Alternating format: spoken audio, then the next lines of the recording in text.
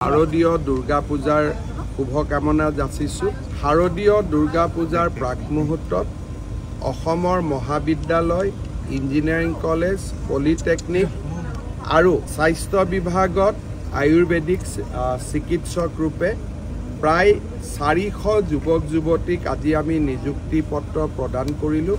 এই ধাৰাবাহিক নিযুক্তি প্ৰদান কৰাৰ পৰিপ্ৰেক্ষিতত বৰ্তমান আমাৰ চৰকাৰৰ দিনত নিযুক্তিপ্ৰাপ্ত যুৱক যুৱতীৰ সংখ্যা 1,25,000 অতিক্ৰম কৰিলে। ৰাজ্যত প্ৰায় 40,000 নিযুক্তিৰ প্ৰক্ৰিয়া বৰ্তমান পৰিচালনা হৈ আছে। আৰক্ষী বিভাগ, এডিআৰই, শিক্ষা বিভাগ আৰু আন বহুতো বিভাগত চলি থকা আটাইবোৰ নিযুক্তি আমি চেষ্টা কৰিম যাতে 10 মেৰ আগতে সম্পূৰ্ণ কৰিব পাৰি। ইয়াৰ ফলত নিযুক্তিপ্ৰাপ্ত যুৱক যুৱতীৰ সংখ্যা 1.5 লাখ সংখ্যা ক্ৰছ কৰি প্ৰায় 1,60,000 হ'বগৈ।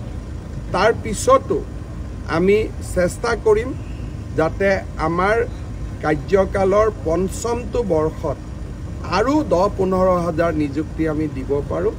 অৰ্থাৎ 1 লাখৰ প্ৰতিশ্ৰুতিৰ পৰিৱৰ্তে প্ৰায় 1,60,000-70,000 যুৱক যুৱতীয়ে চৰকাৰী নিযুক্তি লাভ কৰিব। স্বাধীনতাৰ পিছত কোনো চৰকাৰে কেতিয়াও ইমান যুৱক যুৱতীক নিযুক্তি পত্ৰ দিব পৰা নাছিল।